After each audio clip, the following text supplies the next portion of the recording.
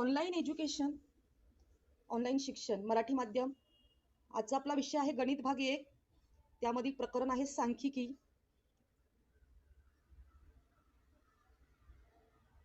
माझी शाळा आहे अशोकनगर मनपा नवीन माध्यमिक शाळा. ऑनलाईन अध्ययनासाठी उपस्थित असलेल्या सर्व विद्यार्थ्यांचे हार्दिक स्वागत. तसेच आपल्या सोबत असणारे ठाकरे मॅडम आहेत. बाकी सर्व शिक्षकांचेही स्वागत. आज सांख्यिकी या प्रकरणावरील प्रश्न संकीर्णाचा आपण अभ्यास करणार आहोत. प्रश्न संकीर्णाकडे जाण्यापूर्वी या प्रकरणामध्ये असणारे जे भाग आहेत, जे उपघटक यामध्ये दिलेले आहेत, याचा थोडासा आपण थोडक्यात पहिल्यांदा आढावा पाहूयात. या प्रकरणामध्ये आपण शिकलो आहोत जोड स्तंभालेख. आता हा जोड स्तंभालेख सर्वांना परिचित आहे. मागील इयत्तेमध्ये तुम्ही साधा स्तंभालेख, जोड स्तंभालेख कशा पद्धतीने काढायचा याचा अभ्यास केला आहे. जोड स्तंभालेखामध्ये दोन स्तंभ शेजारी शेजारीच आपण दिलेल्या माहितीनुसार काढत असतो. तर त्यानंतरचा पुढचा जो आहे विभाजित स्तंभालेख, यामध्ये आपण एकच स्तंभ दाखवतो आलेखामध्ये आणि त्या एकाच स्तंभामध्ये आपण पार्टिशन म्हणजे विभाजन करतो. उदाहरणार्थ जर घ्यायचं म्हटलं तर एका शेतकऱ्याने काढलेलं जे वार्षिक उत्पन्न असेल शेतामधील, मग ते गहू आणि ज्वारी अशी दोनच धान्य असतील, तर विभाजित स्तंभालेखामध्ये गहू आणि ज्वारीला नमूद करताना काय करतात, काढताना एकाच स्तंभामध्ये दाखवलं जातं. मग ते उत्पादन समजा जर गव्हाचं 20% असेल आणि ज्वारीचं जर 30% असेल, तर 50%चा स्तंभ काढून त्यात 20 आणि 30 अशी काय करावी लागते, स्तंभामध्ये विभागणी करावी लागते. त्यानंतरचा पुढील स्तंभालेख आहे तो शतमान स्तंभालेख. आता हा शतमान स्तंभालेख, जसं आपल्याला सर्व विद्यार्थ्यांना माहितीच आहे की वार्षिक परीक्षा किंवा कोणतीही परीक्षा असोत, चाचणी असोत, सामाई असोत, वार्षिक परीक्षा असो, ह्या परीक्षांचे निकाल जाहीर झाल्यानंतर आपण सर्वप्रथम काय करतो, सर्व विषयांची बेरीज करून किती टक्के गुण मिळाले म्हणजेच प्राप्त गुण भागिले एकूण गुण गुणिले 100 करून काय करतो, आपण टक्केवारी काढतो. तसंच शतमान स्तंभालेखामध्ये आपण एखाद्या शेतकऱ्याचं उत्पादन असेल त्याचीही टक्केवारी काढू शकतो, किंवा तुम्हाला वर्गात जे विद्यार्थ्यांना गुण मिळतात त्या गुणांचीही आपण टक्केवारी काढू शकतो. अशा प्रकारे वेगवेगळ्या उदाहरणांसाठी शतमान स्तंभालेख हा वापरला जातो. आता ह्या शतमान स्तंभालेखाचं एक खास वैशिष्ट्य असं असेल की प्रत्येक स्तंभ हा समान उंचीचा असतो. हे तुम्ही अभ्यासलं आहे. समान उंचीचा म्हणजे जेव्हा आपण वाय अक्षावरती आकडे लिहितो ते 10 पासून तर काय करणार आहोत, 100 पर्यंत लिहिणार आहोत. 10 ते 100 अशी काय असणार आहे, ह्या शतमान स्तंभालेखाची उंची असणार आहे. आणि मग त्याच शतमान स्तंभालेखामध्ये आपण पुन्हा विभाजन दाखवणार आहोत. म्हणजे शतमान स्तंभालेख हा एक प्रकारचा विभाजित स्तंभालेखच आहे. अशा पद्धतीने जोड स्तंभालेख, विभाजित स्तंभालेख आणि शतमान स्तंभालेख हे तुम्ही व्यवस्थितरित्या अभ्यासले आहेत. त्यानंतरचा भाग आहे तो म्हणजे प्राथमिक व दुय्यम सामग्री. आता प्राथमिक आणि दुय्यम सामग्री हा सांख्यिकीचा अविभाज्य घटक आहे. तुम्हाला माहितीच आहे, सर रोनाल्ड एल्मर फिशर हे सांख्यिकीचे जनक होते. आता हा सांख्यिकीचा जो भाग आहे तो प्रामुख्याने एखाद्या राज्याच्या प्रशासकीय व्यवहारासाठी कामकाज करताना जेव्हा माहिती संग्रहित केली जायची, तेव्हा काय केलं जायचं, त्याच्यावरती प्रक्रिया केली जायची. मग ही प्रक्रिया करताना ही माहिती कोणत्या प्रकारची आहे, प्राथमिक सामग्री आहे की दुय्यम सामग्री आहे. प्राथमिक सामग्री विचारात घेतली असता ती आपल्याला प्रत्यक्ष एखाद्या ठिकाणी जाऊन काय करावी लागते, माहिती गोळा करावी लागते. उदाहरण घ्यायचं म्हटलं तर आता सध्या हा कोरोनाचा कालावधी चालू आहे. कोरोनाच्या काळामध्ये प्रत्येक शहरामध्ये, प्रत्येक वॉर्डमध्ये असणाऱ्या पेशंटची डॉक्टर काय करायचे, घरोघरी जाऊन, नर्स काय करायच्या, घरोघरी जाऊन तपासणी करायच्या आणि नोंद करायच्या, कोरोना पॉझिटिव्ह किती संख्या आहे ती. आता ही जेव्हा प्रत्यक्ष जाऊन नोंद केली जायची ती काय आली, प्राथमिक सामग्री आली. कारण का स्वतः तिथं व्यक्ती जाणार आहे आणि माहिती गोळा करणार आहे. आता दुय्यम सामग्री जर म्हटलं तर ऑलरेडी मागच्या महिन्यामध्ये माहिती गोळा केलेली आहे. आता त्याच माहितीचा पुन्हा तुम्हाला वापर करायचा आहे. आता जेव्हा तुम्ही जानेवारीमध्ये जर तुम्हाला ह्या सर्व पेशंटच्या नोंदी करायच्या असतील, तर तुम्ही डिसेंबरला किती पेशंट होते याची तुम्ही डायरेक्ट हॉस्पिटलमध्ये जाऊन डॉक्टरकडनं, नर्सकडनं काय करणार आहात? डेटा कलेक्ट करणार आहात. म्हणजे माहिती गोळा करणार आहात. ही झाली दुय्यम प्रकारची सामग्री. जेव्हा तुम्ही प्रत्यक्ष जाता, माहिती गोळा करता, ती प्राथमिक सामग्री. आणि जेव्हा कोणीतरी माहिती गोळा केलेली आहे, ती फक्त रेडीमेड म्हणजे डायरेक्टली तुम्हाला यूज करायला मिळते, ती झाली दुय्यम सामग्री. अशा पद्धतीने प्राथमिक सामग्री आणि दुय्यम सामग्री काय हेही तुम्ही अभ्यासलेलंच आहे. त्यानंतरचा भाग आहे तो आहे अवर्गीकृत व वर्गीकृत वारंवारता वितरण सारणी. आता मिळालेली जी माहिती आहे त्या माहितीचं तुम्ही वर्गीकरण करायला शिकलात आहात. आता यामध्ये तुम्हाला वर्गीकरण करायचं तुम्ही उदाहरणही अभ्यासली आहेत की एखाद्या शाळेमध्ये इयत्ता 9वीच्या विद्यार्थ्यांना 50 विद्यार्थ्यांना प्रथम घटक चाचणीत गणितात 20 पैकी मिळालेले गुण खालील प्रमाणे आहेत असं जर आपण धरलं तर ते आकडेही तुमच्या डोळ्यासमोर येतील की 20, 6, 14 असे वेगवेगळ्या प्रकारचे प्रत्येक 50 विद्यार्थ्यांना काय गुण मिळालेले असतील. आता हे गुण मिळाल्यानंतर काही विद्यार्थ्यांना सेम गुण मिळतात, काही विद्यार्थ्यांचा म्हणजे मोजक्याच विद्यार्थ्यांचा गुणांमध्ये हायेस्टही असू शकतो, म्हणजे 20 पैकी 20ही मिळवणारे असतात. 4 विद्यार्थ्यांना 20 पैकी 17, 17, 17, 17 असे 4 वेळा 17ही येऊ शकतात. काही विद्यार्थ्यांना 10ही गुण मिळू शकतात, काही विद्यार्थ्यांना 4 म्हणजे तो जो अंक आहे तो पुन्हा पुन्हा येऊ शकतो. तर असे जे गुण आहेत ह्या गुणांचं वर्गीकरण करायचंय. मग हे वर्गीकरण करताना आपण प्राप्तांक, ताळ्याच्या खुणा, वारंवारता हे सर्व काही अभ्यासलेलं आहे. आता यामध्ये अवर्गीकृत आणि वर्गीकृत वारंवारता सारणी म्हणजे जी काही प्राप्तांक आहेत त्याचे काय केले जातात? गट केले जातात.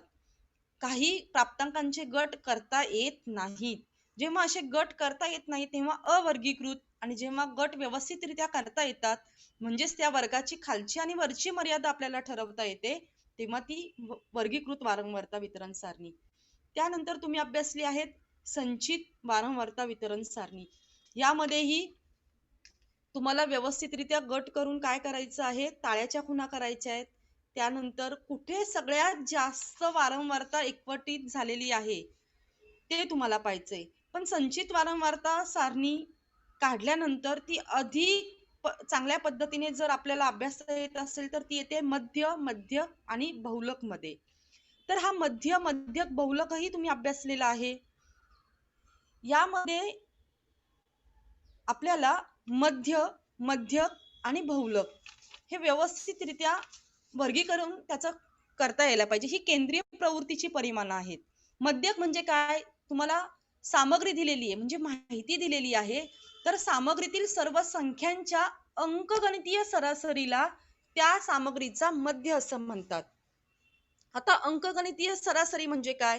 मिळालेले सर्व जे गुण आहेत विद्यार्थ्यांचे त्या सर्वांची काय करणार आहोत? आपण बेरीज करणार आहोत. ती जी काही बेरीज येईल त्याला समजा 9वीच्या विद्यार्थ्यांना मी मगाशी उदाहरण सांगितलं की 50 विद्यार्थी होते, त्या 50 विद्यार्थ्यांनी काय करायचंय? त्या गुणांना बेरजेला भागायचंय, तेव्हा तुम्हाला मिळणार आहे मध्य. त्यानंतरचा आहे तो मध्यक. मध्यकामध्ये अशी सरासरी काढली जात नाही हे तुम्ही अभ्यासलेलं आहे. मध्यकामध्ये काय करतात? तर सामग्रीतील ज्या काही संख्या आहे त्या चढत्या क्रमाने मांडतात आणि चढत्या क्रमाने मांडल्यानंतर त्या मांडणीमध्ये जी मध्यभागी संख्या असते त्याच संख्येला काय म्हणतात? सामग्रीचा मध्यक म्हणतात. आता मध्यकानंतर वळूयात बहुलकाकडे. बहुलक म्हणजे हा असा भाग आहे की ज्याच्यामध्ये सामग्रीमध्ये एखादी संख्या खूप वेळा येते, सर्वाधिक वेळा येते आणि त्याच संख्येला काय म्हणणार आहोत आपण? बहुलक. आता हे सगळं तुमचं प्रकरणामध्ये झालेला भाग आहे. आता याच प्रकरणामध्ये संकीर्ण प्रश्नसंग्रह आपण पाहूयात. संकीर्ण प्रश्नसंग्रह 7. आता हा जो काही आपण रिवाइज केलंय, जो काही शिकवलेला भाग आहे त्याच्यावरती आधारितच काय करायचंय आपल्याला? पहिला प्रश्न पाहायचा आहे, पहा.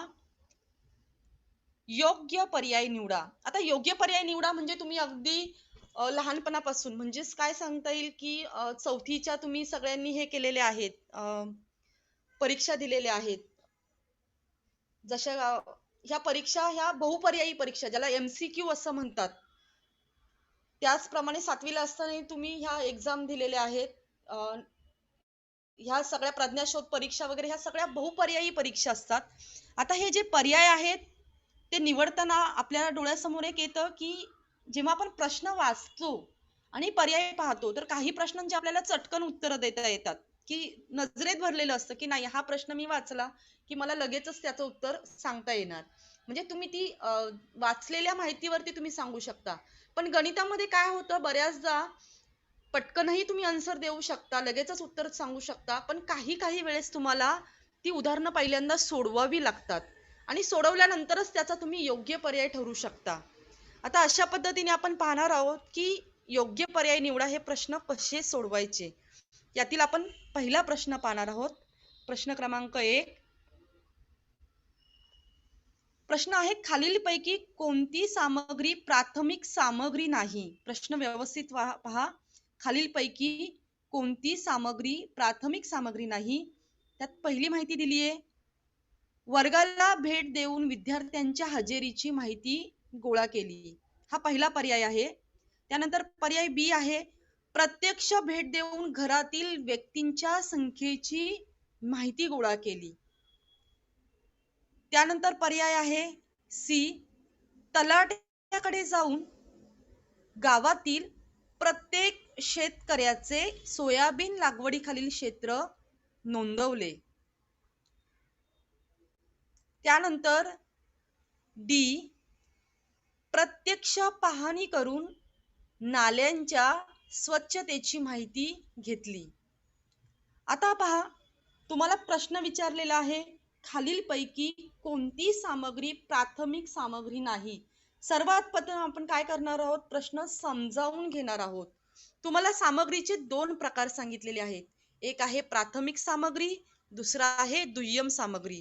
आता इथं प्रश्नातच आपल्याला विचारलंय की कोणती सामग्री प्राथमिक सामग्री नाही. प्रश्न समजावून घेतला पहिल्यांदा. आता पर्याय व्यवस्थित पाहिलेत. पहिल्या पर्यायामध्ये तुम्ही काय केले वर्गाला भेट देऊन विद्यार्थ्यांच्या हजेरीची प्रत्यक्ष माहिती जाऊन तिथे गोळा केली आहे. त्यानंतर प्रश्न बी मध्ये सुद्धा प्रत्यक्ष भेट देऊन घरातील व्यक्तींच्या संख्येची माहिती गोळा केली आहे. त्यानंतर सी मध्ये तलाट्याकडे जाऊन गावातील प्रत्येक शेतकऱ्याच्या सोयाबीनच्या लागवडील खालील क्षेत्र नोंदवले. आणि डी मध्ये काय सांगितले पुन्हा एकदा प्रत्यक्ष पाहणी करून नाल्यांच्या स्वच्छतेची माहिती घेतली आहे. या चारही पर्यायांकडचं जर निरीक्षण केलं तर पर्याय क्रमांक सी यामध्ये तिथे तुम्ही प्रत्यक्ष भेट दिलेली नाही तर तिथे काय केलेलं आहे तुम्ही एका तलाट्याच्या कार्यालयात जाऊन डायरेक्टली त्यांच्याकडनं काय केली आहे माहिती घेतली आहे. म्हणून ही उत्तर पाहूयात. म्हणून ही काय असणार आहे प्राथमिक सामग्री नसणार आहे. म्हणजेच ती कोणत्या प्रकारची सामग्री दुय्यम सामग्री. तर उत्तर असणार आहे आपलं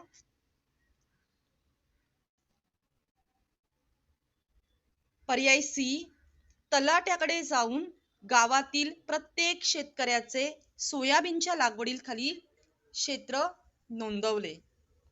त्यानंतर पुढील पाहूयात प्रश्न क्रमांक 2. संकीर्ण प्रश्न संग्रह 7 मधीलच प्रश्न क्रमांक 2 हा 25, 35 ह्या वर्गाची वरची वर्ग मर्यादा कोणती. आता सर्वांनी वर्ग मर्यादा अभ्यासलेली आहे. त्याचे पर्याय पहा. पहिला पर्याय आहे 25, दुसरा पर्याय आहे 35, तिसरा पर्याय आहे 60 आणि चौथा पर्याय आहे 30. आता वर्ग मर्यादा सगळ्यांना माहिती आहे. जेव्हा आपण केंद्रीय प्रवृत्तीची परिमाण शिकलो किंवा त्या अगोदर तुम्ही सारणीही तयार करायला शिकला आहात. जेव्हा तुम्ही सारणी तयार करायला शिकला तेव्हा तुम्ही वर्ग, वर्ग मर्यादा, वारंवारता, वर्गांतर, वर्ग मध्य ह्या सर्व काही संकल्पनांचा अभ्यास केलेला आहे. आता वर्ग मर्यादा म्हणजे काय तर वर्ग दर्शवणाऱ्या संख्यांना वर्ग मर्यादा. आता इथे तुम्हाला 25 ते 35 हा काय दाखवलेला आहे वर्ग दाखवलेला आहे.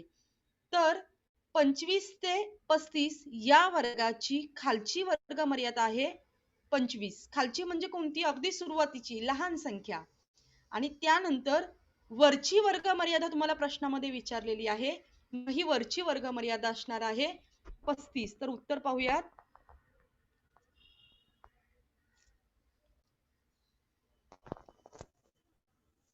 या प्रश्नातील 25 ते 35 या वर्गाची वर्ग मर्यादा, वरची वर्ग मर्यादा ही पर्याय बी 35 आहे. आता यासाठी वर्ग मर्यादा, वरची वर्ग मर्यादा आणि खालची वर्ग मर्यादा या संकल्पना तुम्हा सर्व विद्यार्थ्यांना माहिती हव्यात. माहिती हव्या नाही, मी म्हणेन तुम्ही सगळे हे शिकला आहात. त्यानंतर प्रश्न क्रमांक आहे 3. आता प्रश्न क्रमांक 3 मध्ये पहा काय विचारले. 25, 35 ह्या वर्गाचा वर्ग मध्य कोणता? याचे पर्याय आहेत ए 25, बी 35, सी 60, डी 30. आता तुम्हाला इथे वर्ग मध्य विचारलेला आहे. आता वर्ग मध्य म्हणजे काय? तर वर्गाच्या खालच्या व वरच्या वर्ग मर्यादेच्या सरासरीस आपण काय म्हणतो? वर्ग मध्य म्हणतो. मग इथे खालचा वर्ग आणि वरचा वर्ग तुम्हा सर्व विद्यार्थ्यांना माहिती आहे. आता हा सोडवायचा कसा ते आपण पाहूयात.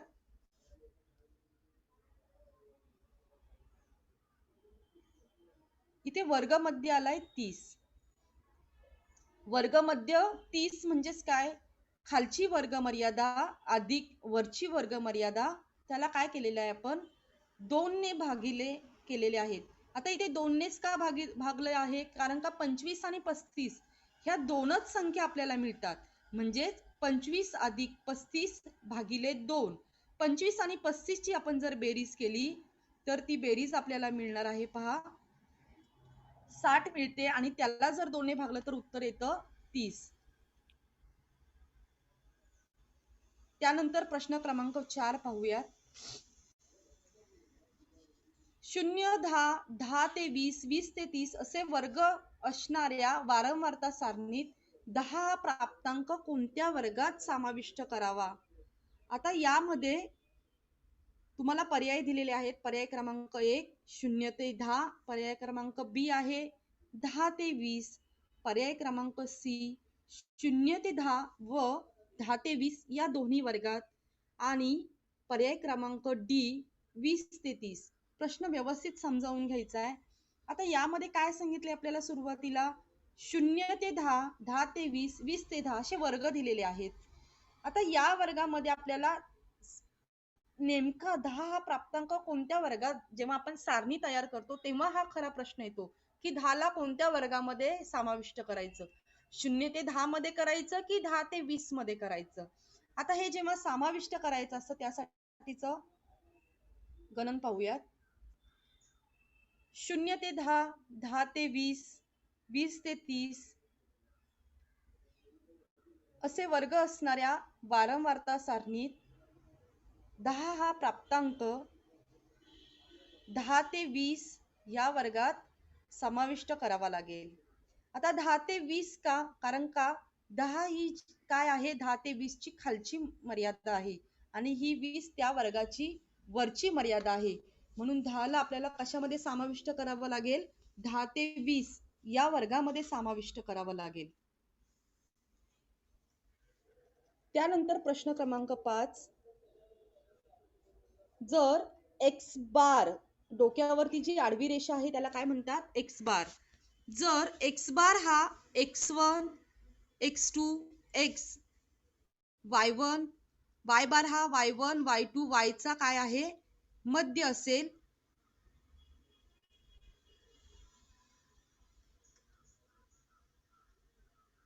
पुस्तकामध्ये हा प्रश्न व्यवस्थितरित्या दिलेला आहे.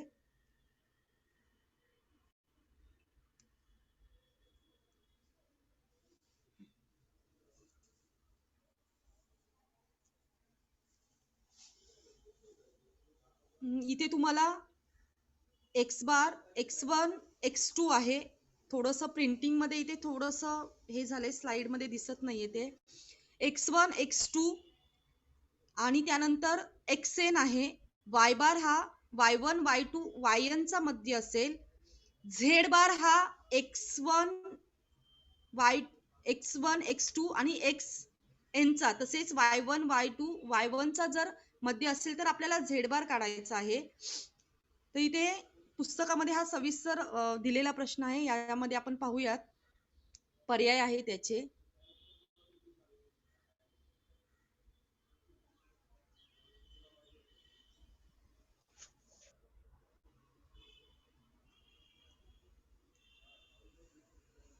हे पर्याय सोडवताना x बार बरोबर x अधिक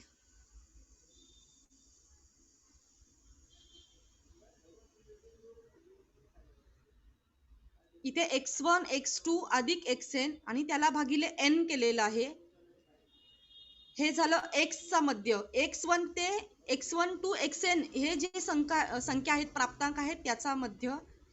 त्यानंतर y बारचा मध्य जर त्याचं सूत्र लिहायचं असेल तर सर्व प्राप्तांकांची बेरीज म्हणून y1 अधिक y2 अधिक yn आणि त्याला छेदस्थानी पुन्हा n आहेत. इथे क्वेश्चन मार्क मध्ये बॉक्स मध्ये जो आहे तो z बार आहे. z बार म्हणजे x n आणि yn यांचा मध्य.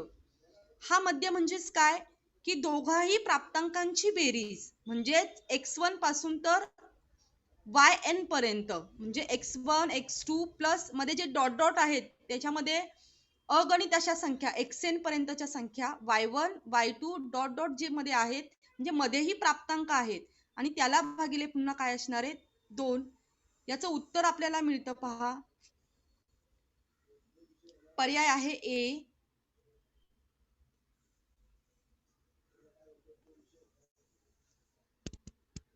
त्यानंतर प्रश्न क्रमांक 6.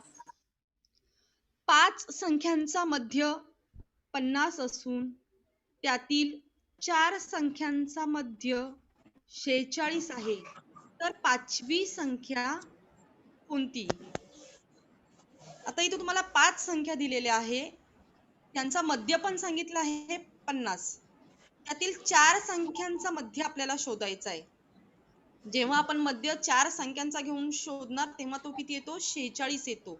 तुम्हाला इथे मध्य शोधायचा नाहीये, त्याच्या विरुद्ध जाऊन काय करायचं आहे? त्या संख्या शोधायच्या आहेत. तर पाहूयात पर्याय काय आहे त्याचे. A 4, B 20, C 434, D असणारे 66. याचं उत्तर सोडवताना पहा, सामग्रीचा मध्य हा काय असणार आहे? सामग्रीतील सर्व प्राप्तांकांची बेरीज भागिले सामग्रीतील प्राप्तांकांची एकूण संख्या. सर्वांना माहिती आहे सामग्रीचा मध्य आपण काय काढतो की सामग्रीतील सर्व प्राप्तांकांची बेरीज भागिले सामग्रीतील प्राप्तांकांची एकूण संख्या. आता इथे किती प्राप्तांक आहेत? पहिल्यांदा सांगितलेले 5, दुसऱ्यांदा सांगितले 4. आता यामध्ये मध्य तुम्हाला दिलेला आहे, पाहूयात पुढे. प्राप्तांकांची बेरीज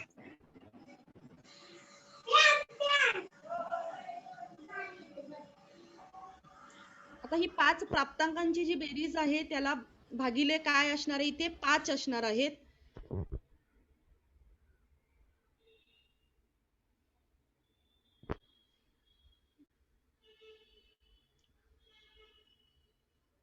ही 5 प्राप्तांकांची बेरीज आपल्याला मिळते 250. आता इथे पिवळ्या बॉक्स मध्ये तो काय मांडलेला आहे? मध्य मांडलेला आहे, तो आहे 50.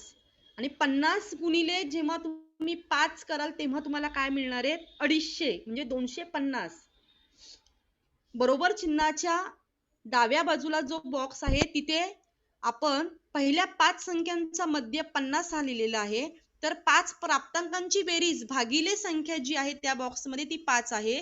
जेव्हा हे 5 उजव्या बाजूकडून डाव्या बाजूला येतात तेव्हा ते गुणिले होतात, म्हणजेच गुणाकार आपल्याला मिळणार आहे 50 गुणिले 5, तो येतो 250. अशी एकूण आपली 5 प्राप्तांकांची बेरीज आपल्याला मिळते 250.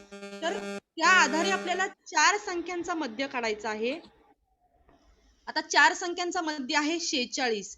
46 बरोबर 4 प्राप्तांकांची बेरीज भागिले आपण त्याला करणार आहोत 4. म्हणजेच हा जो छेदस्थानी असणारा 4 जर डाव्या बाजूकडे आला तर तो 46 गुणिले 4 होणार आहे आणि 4 प्राप्तांकांची बेरीज आपल्याला इथे मिळणार आहे तर ती आहे 184. 4 प्राप्तांकांची बेरीज. आता 5 प्राप्तांकांची बेरीज आणि ही मिळालेली 4 प्राप्तांकांची बेरीज या आधारे आपण पाचवी संख्या शोधणार आहोत. ती पुढील प्रमाणे पहा. पाचवी संख्या मिळणार आहे आपल्याला ती 250 वजा 184. 5 प्राप्तांकांची बेरीज वजा काय केली आपण 4 प्राप्तांकांची बेरीज आणि ती किती येते 66 येते. ही जी 66 संख्या आहे तीच म्हणजे तुमचा पर्याय असणार आहे उत्तराचा डी 66. हे कशा पद्धतीने सोडवलं हे सगळ्यांना समजलं असेल. सामग्रीचा मध्य आपण घेतला, त्यामध्ये सामग्रीतील प्राप्तांकांची बेरीज. मग 5 प्राप्तांक असताना किती बेरीज येते, 4 प्राप्तांक असताना किती बेरीज येईल आणि दोनही प्राप्तांकांची जेव्हा आपल्याला बेरीज मिळते तेव्हा 5 प्राप्तांकांची बेरीज वजा 4 प्राप्तांकांची बेरीज आपल्याला पाचवी संख्या तिथे आपोआप मिळते. म्हणून आपला पर्याय येतो डी 66. त्यानंतर प्रश्न क्रमांक 7. 100 प्राप्तांकांचा मध्य 40 आहे. जर त्यातील 9वा प्राप्तांक 30 आहे, त्याच्या जागी 70 घेतले व उरलेले प्राप्तांक तसेच ठेवले तर नवीन मध्य कोणता आहे? आता यामध्ये प्राप्तांक काय आहेत? 100 प्राप्तांकांचा मध्य आहे 40. जर त्यातील 9वा प्राप्तांक हा 30 आहे आणि त्याच्याही जागी आपण काय घेणार आहोत 70 घेणार आहोत व उरलेले प्राप्तांक तसेच ठेवले तर नवीन मध्य कोणता आहे? आता इथे आपण डायरेक्टली पर्याय पाहून उत्तर सांगू शकत नाही. आता हे पर्याय पहा. ए आहे 40.6, बी आहे 40.4, सी आहे 40.3 आणि डी आहे 40.7. आता हे कशा पद्धतीने सोडवायचं ते पाहूयात. कारण का इथे आपल्याला नुसत्या पर्यायांचं वाचन करून आपण इथे उत्तर ठरवू शकत नाही. ते आपल्याला कॅल्क्युलेशन हे करावंच लागणार. आता मध्य म्हणजे काय ते पाहूयात. मध्य दिलं आहे 40. 100 प्राप्तांकांची बेरीज भागिले त्याला काय करणार आहोत 100. मध्यही तुम्हाला दिलेला आहे म्हणून 40 गुणिले 100 बरोबर 100 प्राप्तांकांची बेरीज. आता इथे छेदस्थानचा जो 100 आहे तो जेव्हा डाव्या बाजूला येतो तो कुठे आहे 100 प्राप्तांकांची बेरीज भागिले 100 आहे. तो जेव्हा या बाजूला म्हणजे कुठल्या डाव्या बाजूला येतो तेव्हा तो 40 ला गुणिले होतो. म्हणून पुढच्या स्टेप मध्ये आपल्याला काय दिसणार आहे 40 गुणिले 100 बरोबर 100 प्राप्तांकांची बेरीज. आता 40 ने जर 100 ला गुणलं तर आपल्याला गुणाकार मिळतो 4000 बरोबर 100 प्राप्तांकांची बेरीज.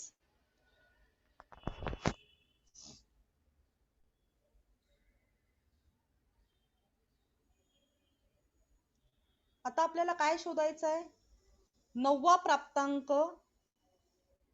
आधी 30 होता त्याऐवजी 70 घेतले म्हणजेच 70 वजा 30 बरोबर 40 ने वाढला. आता जो मेन आपल्याला घटक काय सांगितलंय तुम्हाला 100 प्राप्तांकांचा मध्य किती आहे 40. जर त्यातील 9वा प्राप्तांक 30 आहे त्याच्या जागी आपण काय घेणार आहोत 70 घेणार आहोत. मग ही जी क्रिया आहे ती जर समीकरणाच्या स्वरूपात आपण इथे जर मांडली तर 9वा प्राप्तांक आधी 30 होता त्याऐवजी आपण काय घेतलंय आता 70. म्हणजेच आपल्याला 70 मधून 30 काय करावे लागतील वजा करावे लागतील. म्हणजेच तो कितीने वाढलाय आता 40 ने. पुढची स्टेप पाहूयात. म्हणून मध्य बरोबर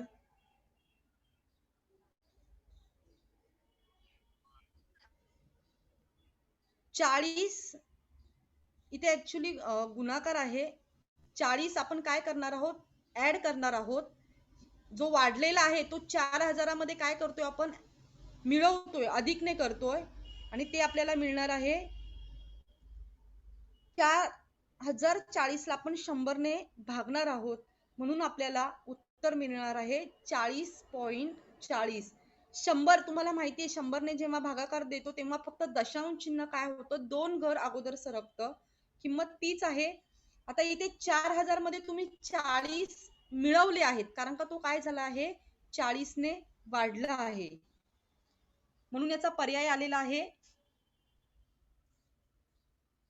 बी आहे तो पर्याय 40.40. त्यानंतर प्रश्न क्रमांक 8 आपण पाहणार आहोत. 19, 19, 15, 20, 25, 15, 20, 15 ह्या सामग्रीचा बहुलक कोणता? पर्याय आहेत त्याचे ए 15, बी 20, सी 19, डी 25. आता बहुलक सगळ्यांना माहिती आहे, बहुलकाची व्याख्याही आपण सुरुवातीला रिवाइज केलेली आहे की एखादा प्राप्तांक जेव्हा काय करतो बऱ्याच वेळा येतो. त्याचं उत्तर पाहूयात आपण. पहा,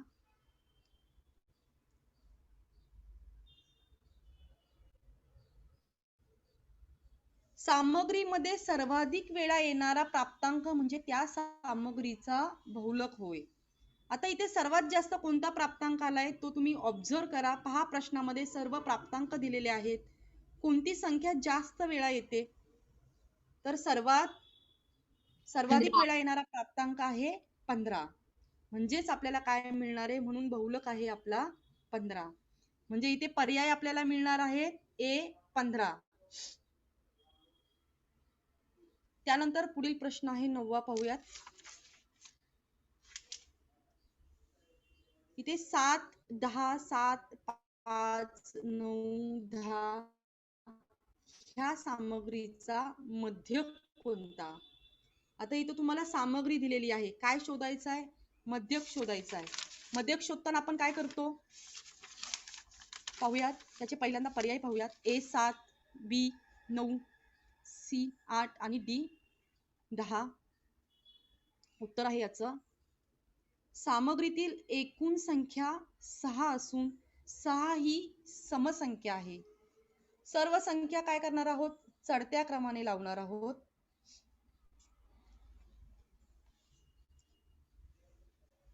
संख्या जर चढत्या क्रमाने लावली तर आपल्याला एक समीकरण मिळतं 6/2 अधिक 1 बरोबर 6/2 अधिक 1.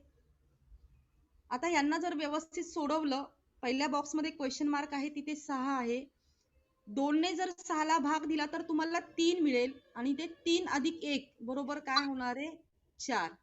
आता चौथी ही संख्या व एनवी संख्या तिसरी आहे, यांची आपल्याला काय करायची आहे, सरासरी घ्यायची आहे. आता ही सरासरी घेताना पाहूयात.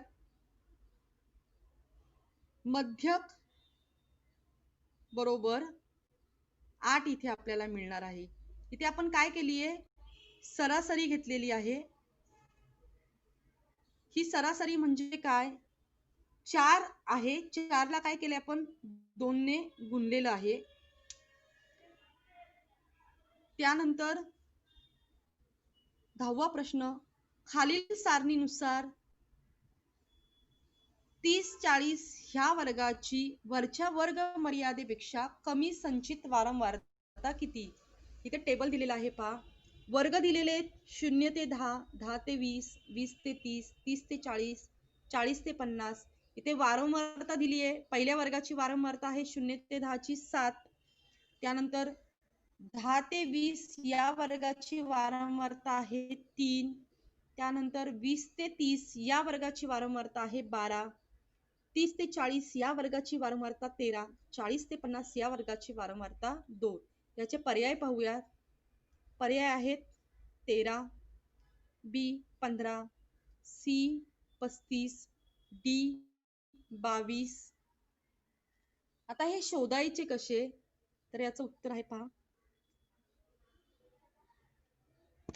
30-40 या वर्गाच्या व त्या आधीच्या